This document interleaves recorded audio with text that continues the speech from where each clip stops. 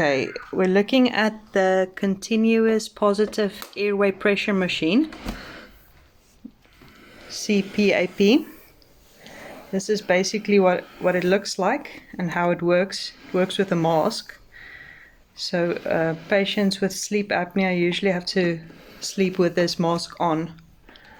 Especially if you have severe sleep apnea, it helps regulate your breathing or gives you enough air pressure during your sleep. There you are, you just put it on like that and then breathe easy.